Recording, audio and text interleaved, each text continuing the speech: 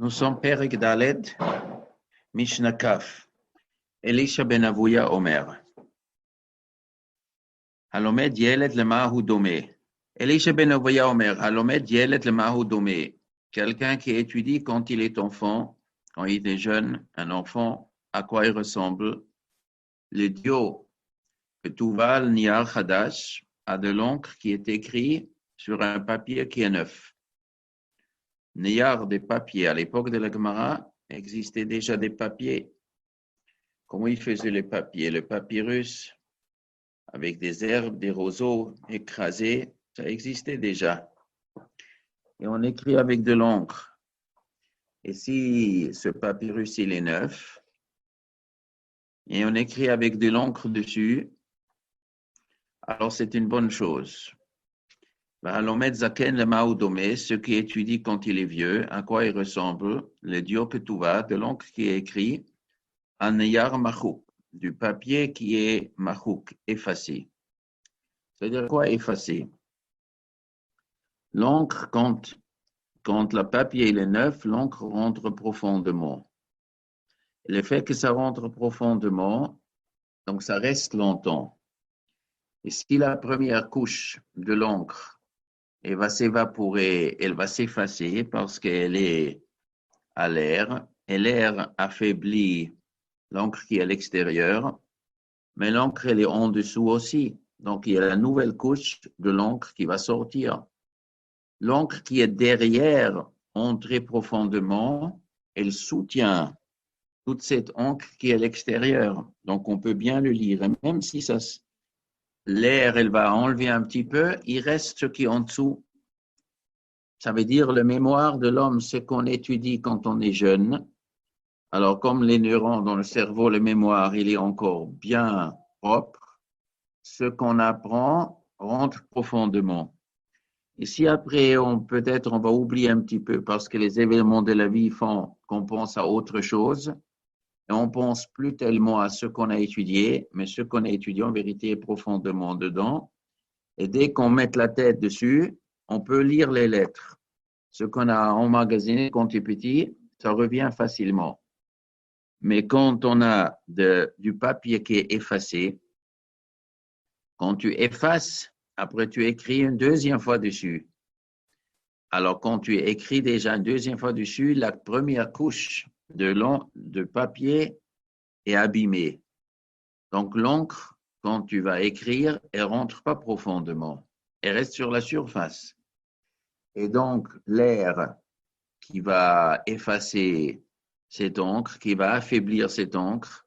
Il n'y a pas d'encre derrière pour le soutenir. Donc, le jour que tu voudrais te rappeler ce que tu as étudié, où tu vas te rappeler. Donc, un homme, il est jeune, même s'il oublie, il remet la tête dedans, ça revient.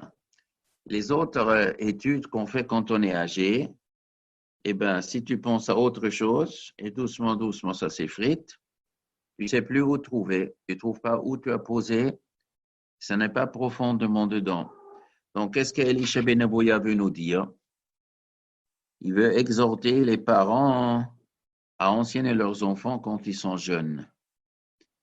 C'est une chose extraordinaire, la jeunesse, d'étudier quand on est jeune. Alors, est-ce qu'Elisha ben Avuya, il a accompli ça? Sûrement. Son père l'a enseigné, lui a enseigné la Torah quand il est encore jeune.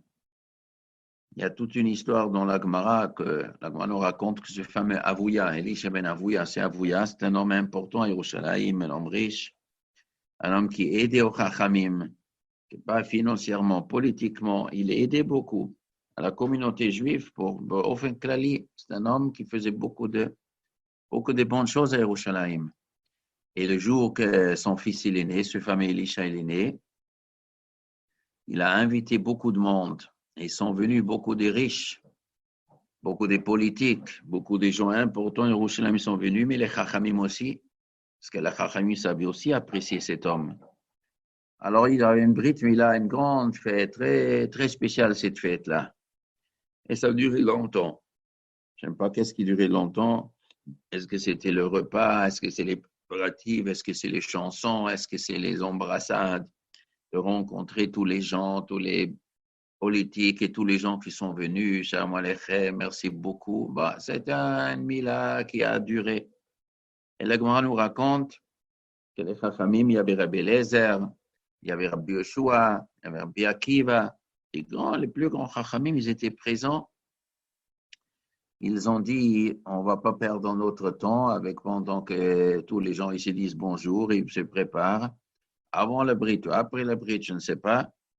Alors, inhu bedidu, anan bedidan. Eux, ils s'occupent de leurs affaires. Nous, on s'occupe de nos affaires. Nos affaires, c'est l'étude.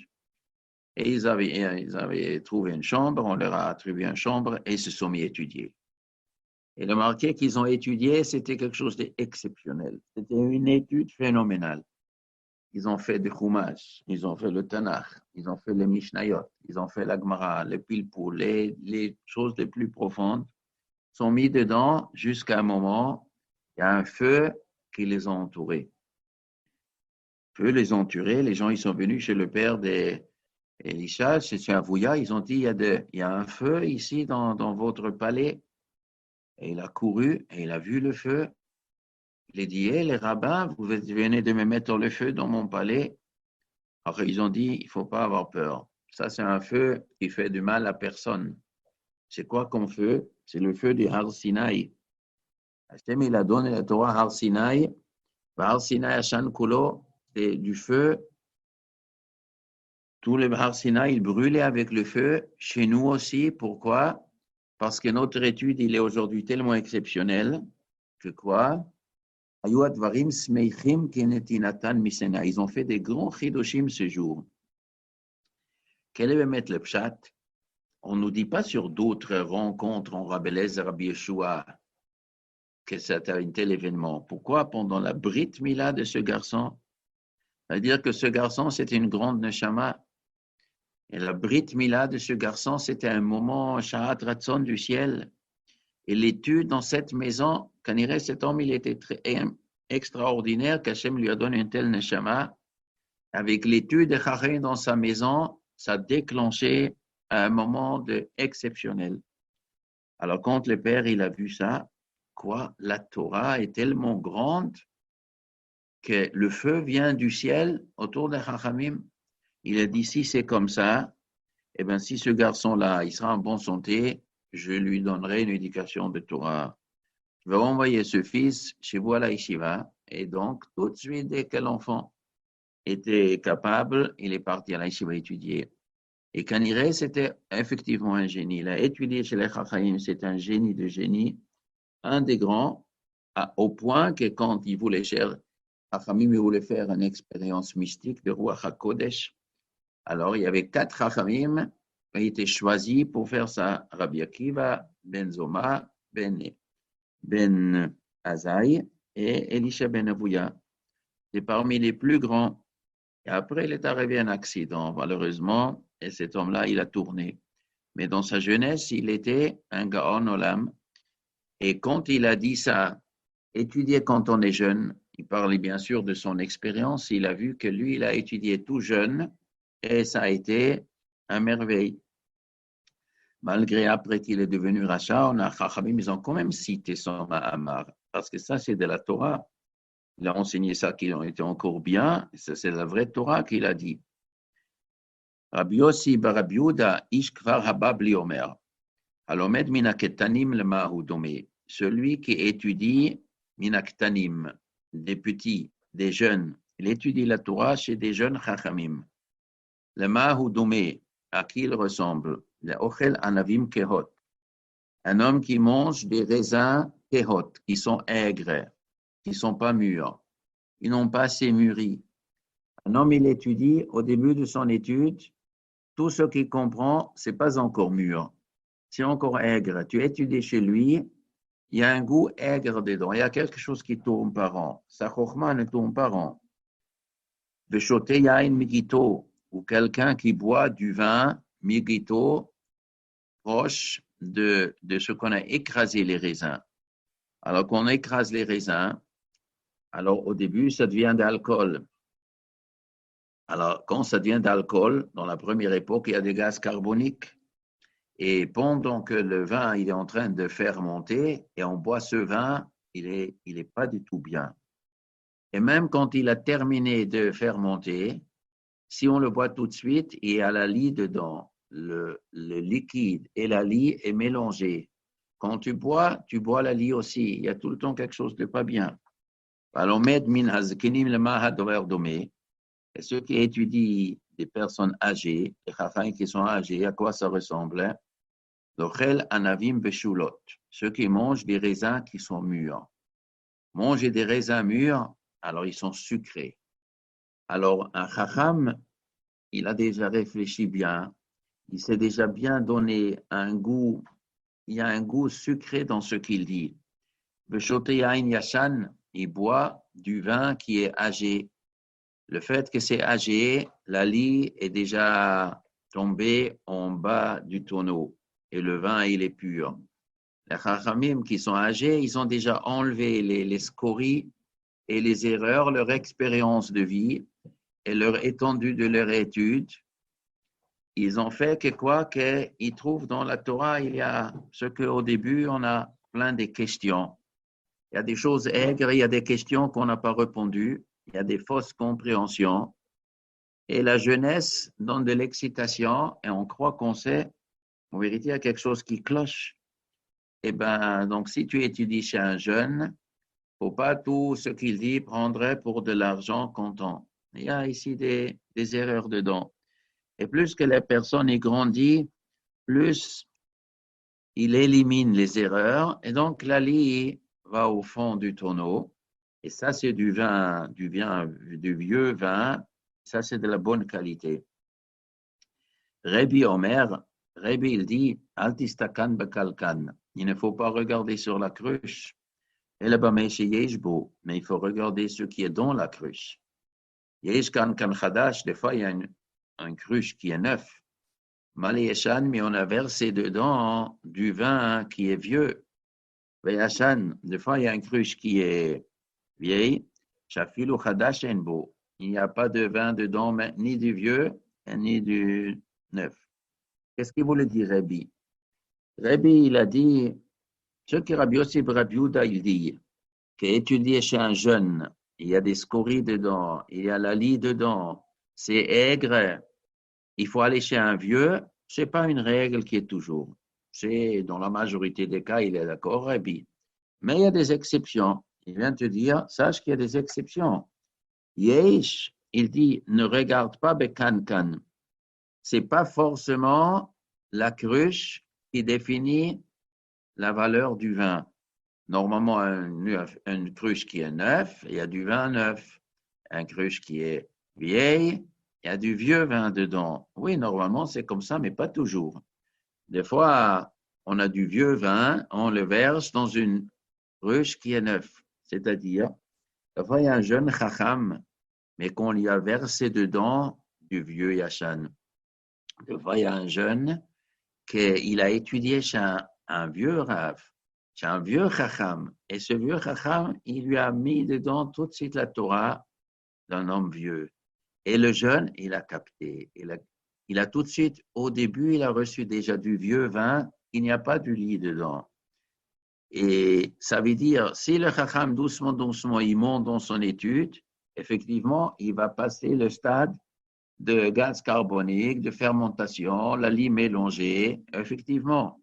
Mais on peut verser dans un jeune chacham, il peut avoir étudié la vieille Torah, la Torah qui est déjà pleine de sagesse, où lui-même, il capte tout de suite ça. Ça rentre chez lui, ça se purifie tout de suite. Mais Yachan, des fois, il y a une vieille cruche, mais il n'y a pas de vin dedans. Il y a des personnes qui sont âgées, mais ils n'ont pas de chokhma. Ce n'est pas forcément parce qu'un homme, il est vieux, forcément, il est chacham. Il a fait des expériences de la vie, mais des fois, ça ne marche pas. Des fois, il n'y a ni de vieux vin dedans, et il n'y a même pas de neuf dedans. Rabbi Lezer HaKapar Omer, Hakin'a, V'hata'ava, V'hakavod, motzin et adam min ha'olam. Hakin'a, la jalousie. V'hata'ava est le désir vers le plaisir de ce monde. V'hakavod est la recherche de l'honneur. Motzin et Adam min haolam, ça fait sortir l'homme du monde. De quel monde? De ce monde et de l'autre monde. L'homme, il souffre dans ce monde, il ne profite pas bien.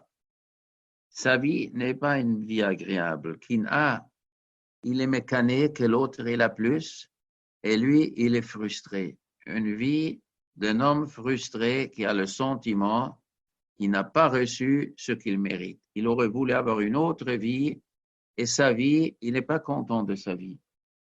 Le corps qu'il a reçu, l'argent qu'il a reçu, la famille qu'il a reçue, le destin qu'il a reçu, il se compare à d'autres. Il y a des meilleures familles, il y a des familles plus riches, il y a plus honorables, il y a des plus forts, plus intelligents. Il voit qu'il y a des gens qui ont plus que lui. Et lui, ça lui fait mal. Il est frustré de ça. Il souffre de ça. Eh bien, ça le fait sortir du monde. Il n'a pas une vie agréable dans ce monde. Et ça va l'empêcher aussi d'arriver dans l'autre monde. Parce qu'il ne va pas s'occuper de Torah ou mitzvot. Parce qu'il va essayer de courir derrière ce qu'il imagine qui lui manque. Il n'est pas content avec son dessin. Il n'est pas Mekabel Yisurim Ba'ahava. Il n'est pas, au début, on a vu Eizu Ashir, Asamer Bechelko. C'est quoi un homme riche? Ce qui se réjouit, ce qui est content, c'est que heureux avec ce qu'on lui a donné. Lui, il est justement, il n'est pas heureux. Donc, comme il n'est pas heureux, l'homme, il cherche lui son bonheur. Donc, il court derrière les choses que les autres, ils ont. Il court, il veut être riche comme l'autre, il veut être fort comme l'autre. Il court derrière quelque chose, donc il rate la vie dans ce monde, le bonheur de ce monde, et il rate l'autre monde aussi, parce qu'à la place de faire Torah Mitzvot, sa tête est ailleurs. Tarava, le désir pour les plaisirs. Ce qui est pris dans des plaisirs, dans la recherche du plaisir, ça lui prendra la tête, ça lui prend son argent, ça lui prend son temps, ça lui prend sa carrière, ça lui prend sa famille, ça lui prend le temps de son étude, le temps de Kiyom HaMitzvot. Tout ça, il n'a pas le temps parce qu'il court derrière les désirs, la kavod, ou ceux qui courent derrière le kavod. Il veut que les gens le respectent. Il court pour que les gens le respectent, mais pourquoi il ne me respecte pas assez? Il croit qu'il doit faire ça, il doit faire ça. Mérité, il ne doit pas courir derrière le kavod. L'homme, il doit faire ce qu'il doit faire, et le kavod, il viendra. Si tu mérites, le kavod viendra. Et s'il ne viendra pas, il ne viendra pas. Si tu ne mérites pas le kavod, peut-être Hachem, il pense que c'est mieux que tu n'as pas de kavod. Si tu devais avoir le kavod, il vient. Il ne faut pas que tu cours derrière ces choses. Motzin et Adam in Olam. On continue la prochaine Mishnah. Hu Haya Omer, lui, il disait. Qui c'est? Qui est-ce qui parle? Rabbi Eliezer HaKapar. Qui c'est Rabbi Eliezer HaKapar? C'est un copain de Rabbi, c'est à l'époque de Rabbi. Hu Haya Omer, lui, il disait. Ha'ilodim lamut. Ceux qui sont nés sont destinés à mourir. Vahameitim, et ceux qui sont morts, les chayot. Ils sont destinés à revivre. Il y aura triatemitim. Vahachayim, et ceux qui vivront après triatamitim, les donnent. Il y aura le jugement. Il y aura triatamitim et un jugement. Après la mort aussi, un jugement. Il y a plusieurs jugements. Quand l'homme est d'abord il est jugé chaque Rosh Hashanah, Yom Kippour. Mais après, on est jugé le jour de la mort, quand on meurt, il y a un jugement. Mais ça, c'est un jugement temporaire. On prend tous les mitzvot, on prend les averot, on décide est-ce qu'il a Gan Eden, est-ce qu'il a Gehinom, mais ce sont des choses temporaires. Ça, c'est entre-temps, les Olam HaNeshamot. Ça, c'est le Neshama sans le corps. C'est entre-temps, jusqu'il arrive plus tard le Triatamitim, la résurrection des morts. Quand il y a la résurrection des morts, tout le monde y se lève et il y a le jugement, le Yom Hadin Gadol. Et les tzadikim sont à ce moment-là inscrits le Chai Olam Haba. Ce Chai Olam Haba, il y a machloket si c'est le Olam Haba, Triatemitim d'abord ça avec le corps, et après le Chai Olam Haba, si c'est avec le corps ou sans le corps, ça c'est les Shalal Ramban. En tout cas, à ce moment-là, les tzadikim, ils ont Olam Haba, et les Rechaim, ils disparaissent. Donc ça, c'est le jugement, le grand jugement à Triatémétim. Et pourquoi il faut un nouveau jugement? Mais si chaque homme-là, il est jugé après la mort, pourquoi il y a plus tard un deuxième jugement? C'est parce qu'entre la mort de l'homme et la Triatémétim, il se passe du temps. Et ce temps, ce qui se passe, peut changer le jugement pour lui. Pourquoi?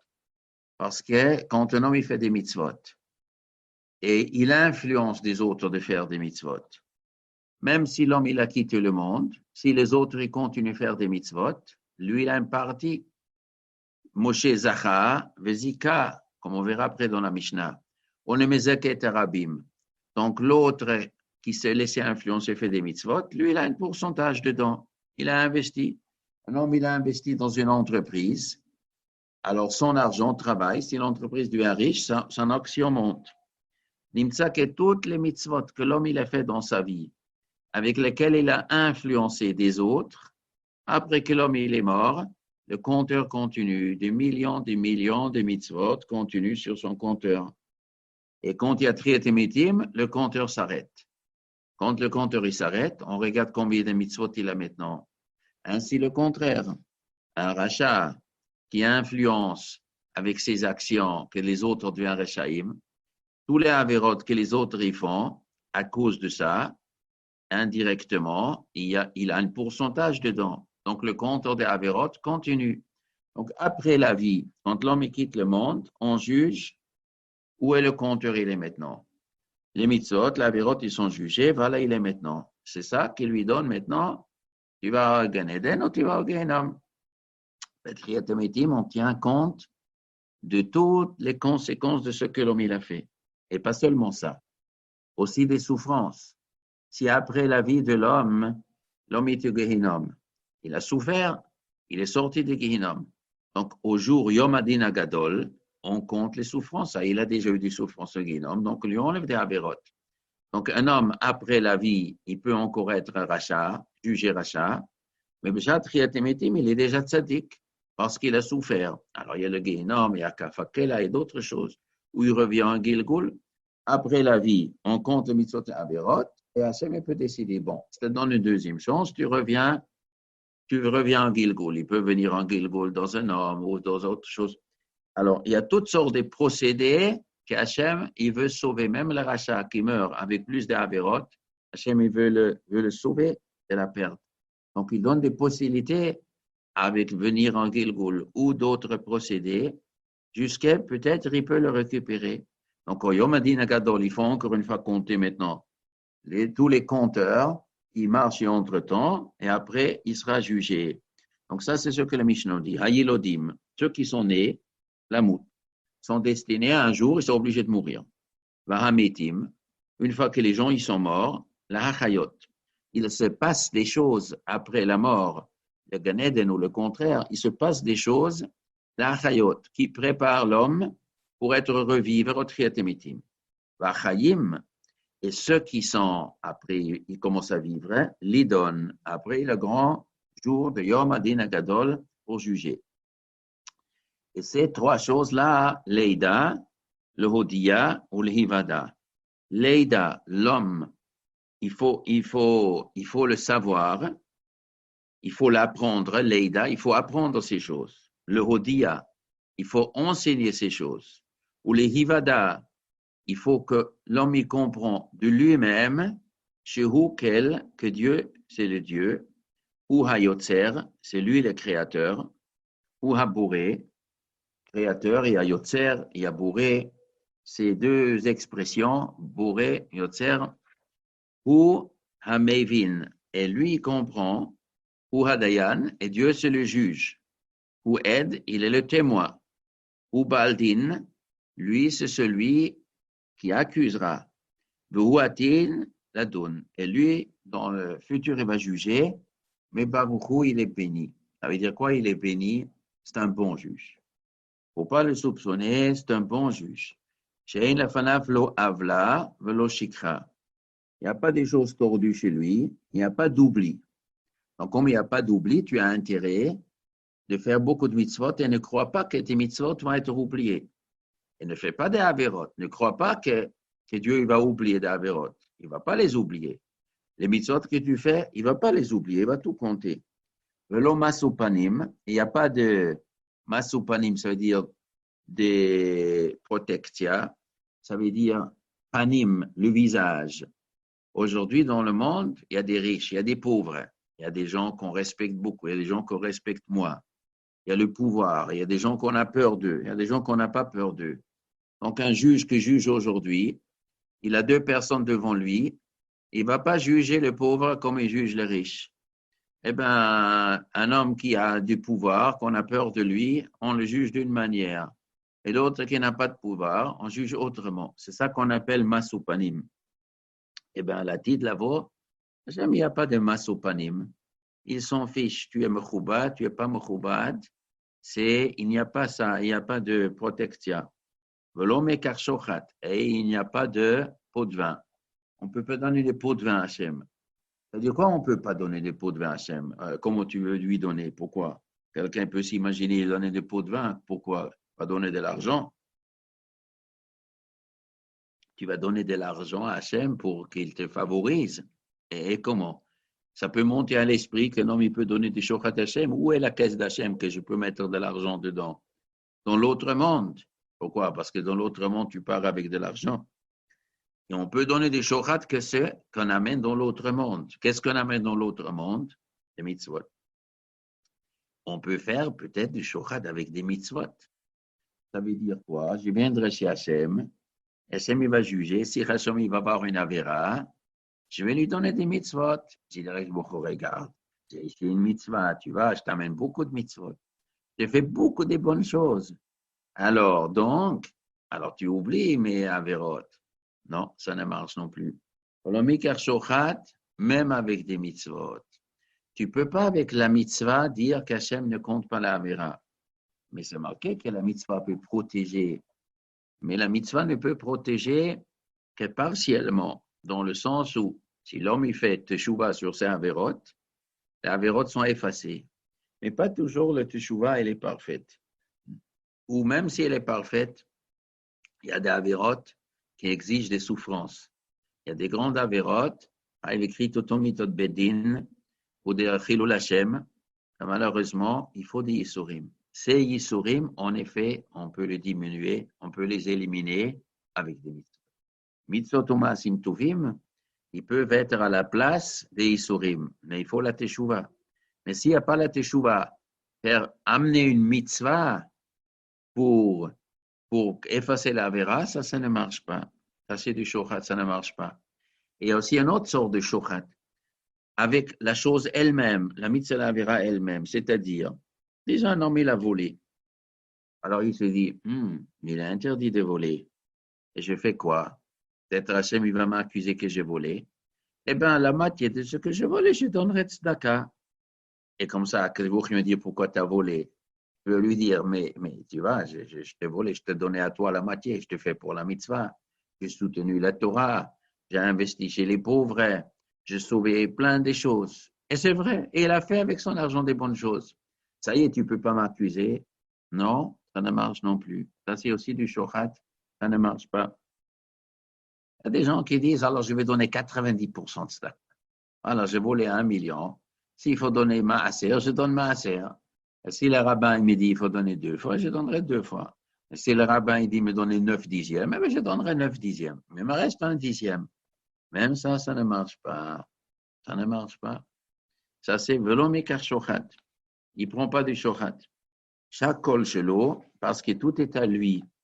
Tu donnes du shochat avec quoi? Avec de l'argent, mais cet argent appartient à Hachem. Tu n'as rien donné de toi-même. Veda, et il faut savoir, chez Hakol, fi ha-cheshbon. Tout il marche selon le cheshbon. Cheshbon, on fait un calcul. Calculer, ça veut dire que tout est compté. Chaque mitzvah est compté. Une grande mitzvah, une petite mitzvah. Un cheshbon, 1000 euros, 900 euros, 1 euro, 10 centimes, chaque chose est comptée. Chaque avéra, chaque mitzvah, tout est compté.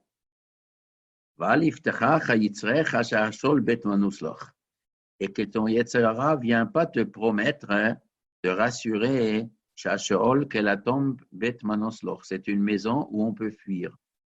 Un homme, il veut dire, bon, il va faire des avérotes. Ça passe ou ça casse? Si ça casse, eh ben, à la fin, je vais mourir et tout est terminé. Ou peut-être l'homme, il va dire, il va se suicider, peut-être. Si ça tourne par an, eh ben, il reste toujours la possibilité de se suicider. Ça veut dire, une fois qu'il est mort, il n'y a plus de souffrance. L'homme ne souffre plus. C'est comme ça que toi, tu penses. Non, ça ne marche pas. Sheol, ce n'est pas bête manoslar, ce n'est pas une maison pour fuir. Parce que là-bas aussi, à Kadesh Baruch Hu, ton tournant. Tu es créé contre ton gré. Ça veut dire quoi? L'homme, il est créé contre son gré. Avant qu'Hachem ait créé l'homme, sa neshama, elle est au Kissi à Kavod. Et là-bas, c'est un Gan Eden, c'est un plaisir extraordinaire. Et quand Kadesh Baruch Hu dit à une neshama, viens toi, je vais t'envoyer dans le monde. La neshama, il dit, mais pourquoi? Mais c'est bien ici. À côté de toi, tout est bien, mais c'est merveilleux ici. Et Akadosh Baruch Hu, il dit, mais moi, je veux que tu viennes sur terre. On me dit, mais moi, je ne veux pas venir, il y a un tel plaisir ici. Alors, il dit, je t'oblige. Tu m'obliges? Oui, je t'oblige. Pourquoi tu m'obliges? Parce que je veux comme ça. Je veux que tu viennes sur terre. Mais tu vas me priver de tout ce plaisir. Mais Hachem, il dit, c'est encore mieux en bas. Pourquoi c'est mieux en bas? Mais c'est l'obscurité ici. Oui, mais je t'envoie pour faire des mitzvot. Je t'envoie pour te donner encore une meilleure condition.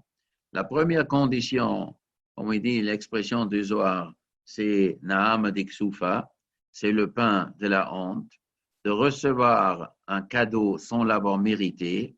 C'est bien d'un cadeau, mais le fait qu'on n'a pas mérité, ça brûle comme le feu. Eh bien, tu veux le mériter? Oui, je veux le mériter. Eh bien, tu vas. Si l'homme dit, je ne vais pas aller, eh bien, je t'oblige. Encore Tanotsar, tu es créé contre ton gré, Encore Tanolad, et contre ton gré, tu es né. Tu es né sur terre, même si tu ne veux pas. Encore Ratachai, et tu vis contre ton gré. Un homme qui ne veut pas vivre, il ne peut rien faire, il vit. Encore Ratamet, et quand l'homme il meurt, il dit, je ne veux pas mourir, on ne peut rien faire, on meurt quand même. Tout ça, ça ne dépend pas de l'homme. Et contre ton gré, tu donneras din cheshbon devant Melech, le roi, Malche Hamlachim, le roi qui fait régner des rois, Kadesh Baruch Hu, mais il est saint et il est béni et il va faire des choses justes, il fait que des choses bien. Ne crois pas qu'il y a des choses tordues. Ici, il est marqué din ve cheshbon. Je ne me rappelle pas si on a parlé le mot de din ve cheshbon. Il y a deux choses. Il y a la chose elle-même et après la comparaison avec d'autres choses. Est-ce qu'il a fait une mitzvah? Est-ce qu'il a fait une avira? S'il a fait une avira ou il a manqué une mitzvah, un homme qui dit, je ne fais pas cette mitzvah. Pourquoi? Parce que je ne peux pas la faire. Ça coûte trop cher cette mitzvah. On fait d'abord un din, tu as raté la mitzvah, mais l'homme il a une excuse. Je n'avais pas assez d'argent pour cette mitzvah. Alors on fait un cheshbon. Un cheshbon, qu'est-ce que tu as fait avec l'argent? Pour d'autres choses, tu avais eu l'argent. C'est que pour la mitzvah, tu n'avais pas d'argent. L'homme, il dit, je ne pouvais pas étudier, j'étais fatigué. Après, il donne une excuse, mais j'étais fatigué. On fait un cheshbon. Pour d'autres choses, tu n'étais pas fatigué. Il y a toutes sortes de cheshbonot dans le din le cheshbon, et tu le donnes devant Akadosh Baruch Hu, et Akadosh Baruch Hu, il est saint. Il faut pas penser qu'il y a quelque chose de mal. Il n'y a rien de mal. Baruch Hu, il est béni. Il va te juger bien, mais tu es obligé de passer. Et ce sont des choses qu'il faut connaître. Il faut savoir. Il faut faire connaître aux autres.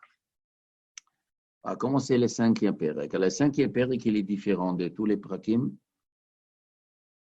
Ici, il n'y a pas de chachamim qui parlent. Ce chacham qui répète ça toute sa vie. Et qu'on dirait, c'est l'ensemble des chachamim. Ce sont des klalim que tous les juifs doivent savoir. Avec 10 paroles, le monde a été créé.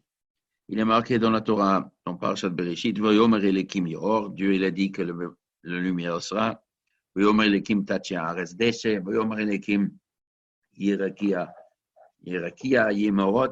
Hachem il a créé les choses pendant les 6 jours de la création. Alors, il est marqué 10 fois que Dieu il a parlé. Bereshit bara Elokim, ça c'est une parole, après 9 fois Vayomer. Donc, il y a 10 paroles avec lesquelles Akadosh Baruch Hu il a créé. En vérité, le monde aurait pu être créé avec un ma'amar, avec une parole. Ça veut dire comment?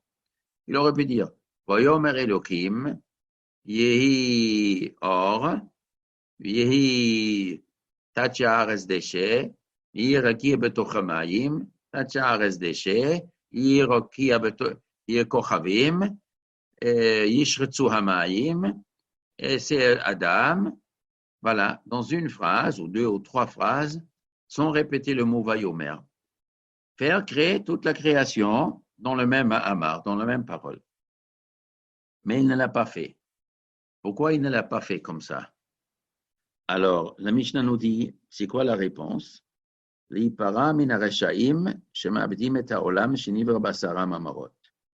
C'est afin de encaisser chez les Rashaïm qui font perdre un monde qui était créé avec 10 Mahamarot, qui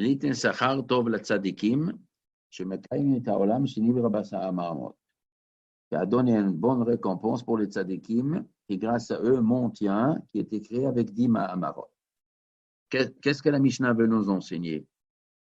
Créer un monde avec un Mahamar ou avec 10 Mahamar, ça change quoi? Ça change qu'on voit dans 10 Mahamarot qu'Hachem il donne plus d'importance. Avec 10 paroles, le monde il est plus important qu'avec un Mahamar. 10 paroles plus. Pourquoi? En quoi c'est plus?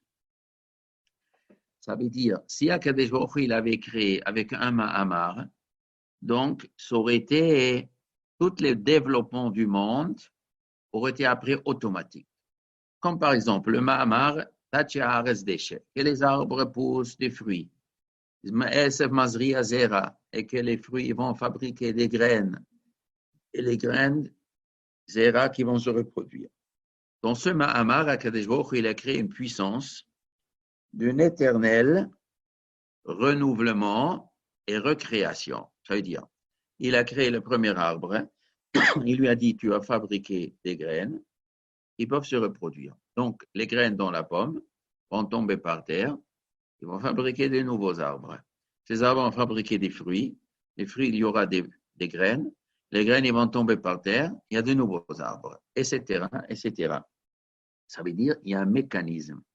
Akadosh Baruch Hu, il a créé le mécanisme de la nature, et ce Mahamar reste maintenant éternel. Il faut tout le temps renouveler le chidouche de l'électricité, mais l'appareil, il a créé, comme quelqu'un a un mixeur. Il faut après de l'électricité qui rentre. Alors ça, c'est une chéla. Est-ce que l'électricité, Hachem, il a mis une fois dedans, Beshat Briat Olam, ou est-ce qu'il faut encore un vecteur dans chaque seconde? Ça, c'est un chakira. Mais en tout cas, la machine, telle qu'elle est créée, elle avance telle qu'Hachem il a fait. Très bien. Maintenant, Akadosh Baruch Hu, il aurait pu créer un Mahamar, une machine, que toute la création, les étoiles et les animaux et les fruits, tout ça, c'est depuis le début un logiciel, un ADN, un logiciel qu'automatiquement va se développer comme ça. Même si ça dure 7 jours. Hachem, il voulait créer le monde pendant 6 jours. Mais même le Mahamar Echad, il aurait pu créer dans 6 jours.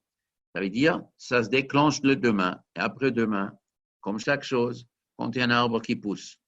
Il y a l'hiver, après il arrive le printemps. À chaque moment, il y a d'abord ça dort, et après, à un moment, ça plus chaleur, ça commence à pousser des fleurs. On attend un petit peu, et après, il pousse le bourgeon, ça bourgeonne, et après, il y a le fruit, etc. Chaque chose, il a un temps où ça se développe. Donc, les 6 jours de la création, Akadosh Baruch Hu, il aurait pu créer un appareil, un Mahamar, où il met un logiciel dedans, et après, le deuxième jour, ça se développe comme ça, le troisième comme ça, le quatrième comme ça. Mais Hachem, il n'a pas fait comme ça. Il a créé le premier jour, il a créé Shemaï Va'aretz, il a créé en théorie, comme Rashi raconte, toute la prière a été créée le premier jour. Mais le deuxième jour et le troisième jour, le quatrième jour, ça ne s'est pas développé tout seul. Il y avait une nouvelle intervention. Akadosh Baruch Hu, il est venu, Et il a dit, maintenant terre, maintenant tu vas faire pousser. Bien que la graine était déjà depuis le premier jour dans la terre, Agricola dit, maintenant graine, je t'ordonne, tu commences à pousser. Il a commencé à pousser. Et le quatrième jour, il dit, maintenant, je vais accrocher le soleil. Le soleil était créé déjà depuis le premier jour, maintenant je t'accroche. Alors qu'est-ce que ça change? En fin de compte, un Mahamar, un logiciel qui automatiquement, avec une minuterie, va développer pendant les 6 jours de la création, ou non, ce n'est pas une minuterie qui va automatiquement, il y a une intervention. Ça montre la chiba, ça montre que c'est précieux, qu'Hachem, il a un intérêt. À quoi ça ressemble? Imaginez-nous, quelqu'un fait un mariage, il invite les gens. Alors, qu'est-ce qu'il fait le père de la Khatan, le père de la Kala? Il passe chez toutes les tables et il leur dit, vous avez tout ce que vous avez besoin. Eh bien, voilà, vous avez ici le serviteur, ce qui vous sert. Vous avez un problème, vous le demandez à lui. Voilà, j'ai donné l'ordre qu'on vous sert un plat après l'autre, que vous sert des serviettes. Vous avez tout ce que vous avez besoin. Très bien. Ou il le dit à l'entrée de la salle. Dès que les gens y rentrent, il leur dit, tout est préparé, vous installez ici, et tout, c'est automatique, tout va bien. Mais il y a peut-être un autre père de Khatan Kala. Ils vont 6 fois chez chaque table. Vous avez tout ce que vous avez besoin. Voilà, je vous apporte ça. Il intervient. Plus que le Baal Habayit, il intervient encore une fois pour régler les choses. Ou lui, personnellement, il dit, voilà, maintenant on va vous apporter ça. Alors, qu'est-ce qu'il dit, l'invité? Il s'intéresse vraiment à moi. Il s'intéresse. Ce n'est pas automatique tout au début. Et chaque fois, il intervient. Donc, la création du monde a été créée avec Asarama Amarot. Il a donné à chaque déclenchement d'une nouvelle phase de la création, il y a une nouvelle occupation et Dieu, il s'occupait encore une fois avec le monde pour la parfaire, pour la perfectionner. Alors, tout ça, pourquoi la Torah nous raconte ça? Ça nous amène à quoi? Ça nous amène, pourquoi nous sommes obligés de le savoir? Afin que tu saches que le tzaddik, il fait des mitzvot, il est en train de faire que le monde tient, et le monde c'est quelque chose de précieux. Le monde c'est précieux, donc les mitzvot qui sont mekaimim, ils sont très précieuses, ils font un immense effet. Et là, Averot des Rechaim, les Rechaim, ils détruisent le monde. Ils détruisent quelque chose d'important ou quelque chose de pas important. Ils détruisent quelque chose qui est important.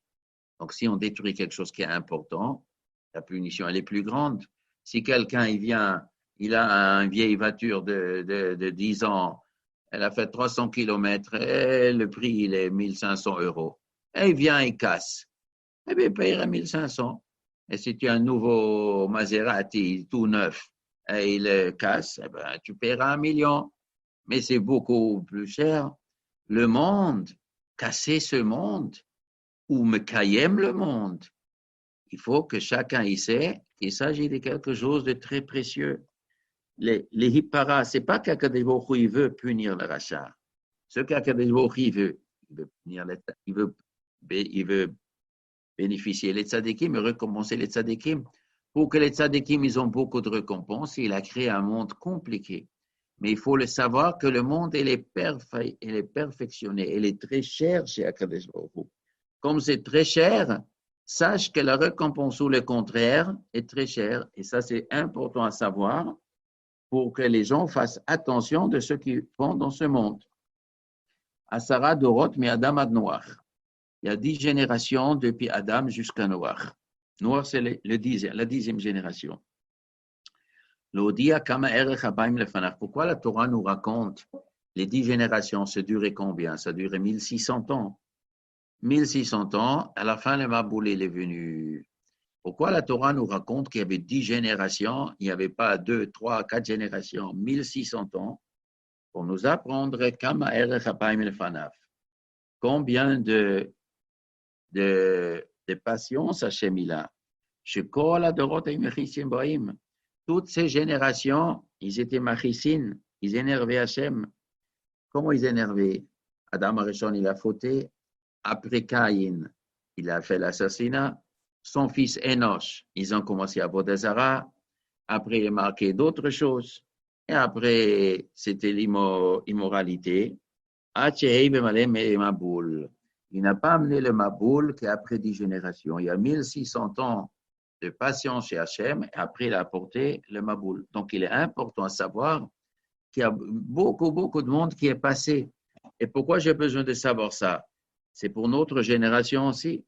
Si dans notre génération, tu vois qu'il y a des gens qui vivent bien, et tu dis, s'ils vivent bien, c'est que Dieu, il est content d'eux. Et tu regardes dans la Torah, et tu dis, mais ça ne correspond pas à ce que la Torah dit. La Torah, elle a dit, on n'a pas le droit de faire ces péchés. Et si on fait ces péchés, il y a au risque de s'énerver. Mais moi, je ne vois pas qu'Hachem, il s'énerve. Moi, je vois que ces gens-là, ils vivent bien. Alors donc quoi? Alors donc la Torah n'est pas vraie. La Torah, elle a promis des catastrophes. Mais ce n'est pas vrai. Dans la réalité, ce n'est pas comme ça. Comme ça, tu vas imaginer. Mais non, regarde qu'est-ce qui s'est passé. Il y avait 1600 ans de péché. Hachem n'a pas détruit le monde. À la fin, il a vu détruit. Si Hachem, il profite d'un crédit. Hachem, il a la patience. Il espère que les gens ils vont faire teshuva. Mais si on ne fait pas teshuva, et à un moment, c'est terminé. 10 générations. Le chiffre 10 signifie quelque chose. Déjà, la première Mishnah nous a parlé de 10. Avec 10 paroles, le monde a été créé. Maintenant, on nous dit 10 générations jusqu'à la destruction. C'est quoi? C'est un jeu de mots? 10. Non, ce n'est pas un jeu de mots. On verra. Tout ça, c'est lié. Il y a un chiffre 10 chez Dieu. Je crée avec 10 paroles le monde. C'est 10 perfections. Le monde, elle est merveilleuse avec 10. Et 10 générations, c'est une unité de valeur, 10 générations de patience. Après, je suis obligé d'intervenir. Je ne peux pas laisser éternellement. Après, Asara Dorot Minoach ad Abraham. Il y a 10 générations depuis Noach jusqu'à Abraham. Encore une fois, ça nous apprend la grande patience de Dieu.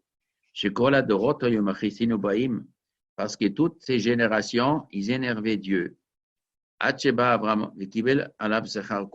venu Abraham Avinu, il a encaissé le salaire de toutes ces générations. Alors, où il est marqué dans la Torah que les 10 générations, depuis Noach jusqu'à Abraham, ils ont fauté? Est-ce que c'est marqué dans la Torah? Vis-à-vis des générations que de Maboul, il est marqué dans la Torah.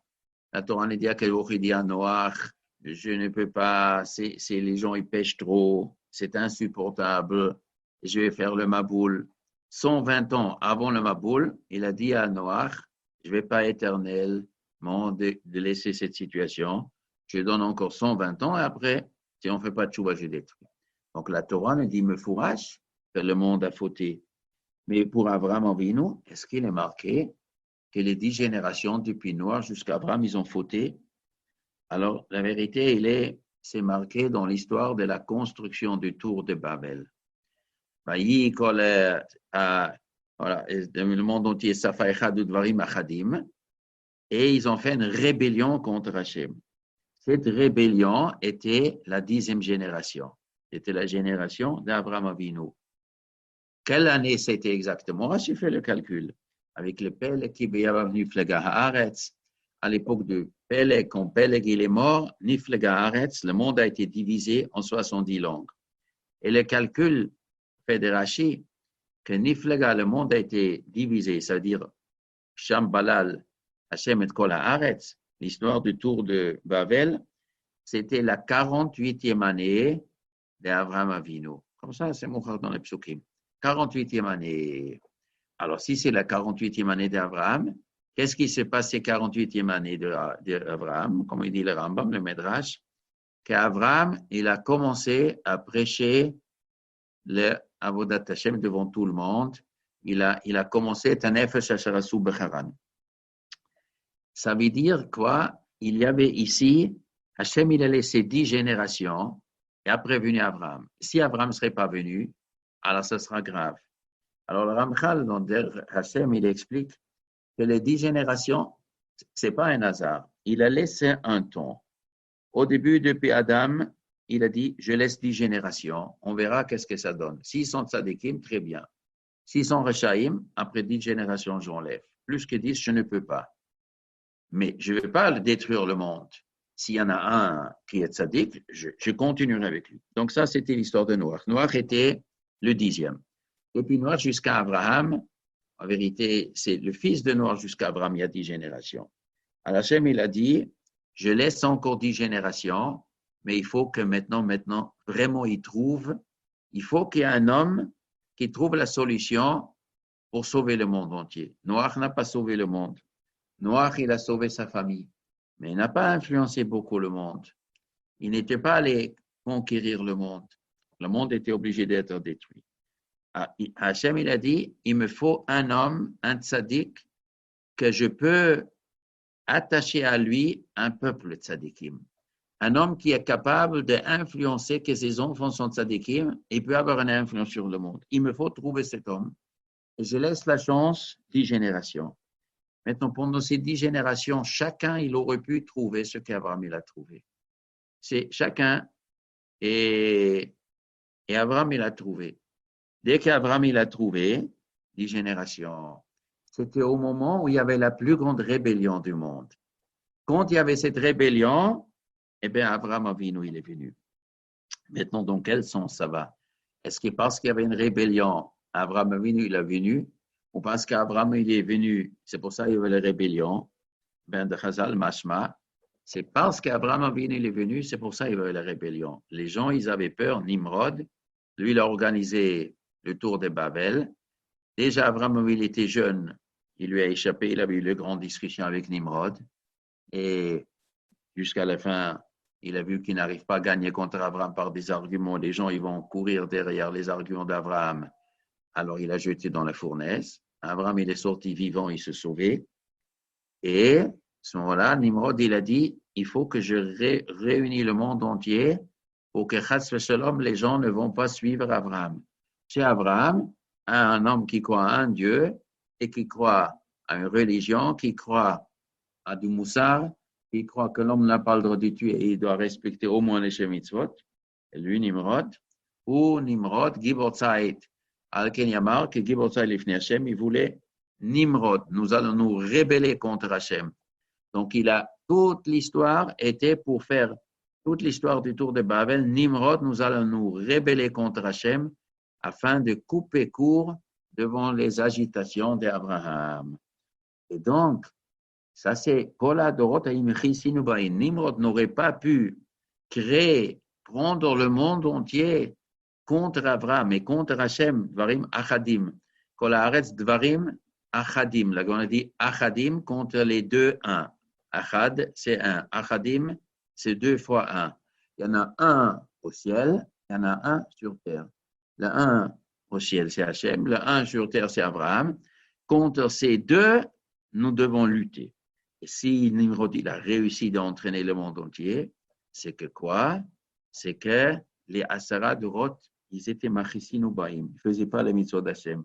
Sauf des individus, il y avait des Shem, il y avait quelques individus qui gardaient la Emouna, mais pas dans la puissance d'Abraham.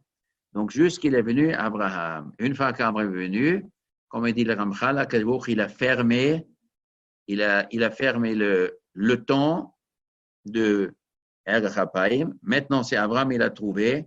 Ça y est, je fixe mon alliance avec lui et je lui promets de lui va sortir après le peuple juif. Là, c'était destiné.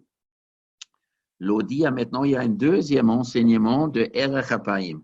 Nous avons donc 2 fois l'enseignement d'Er-Chapaim.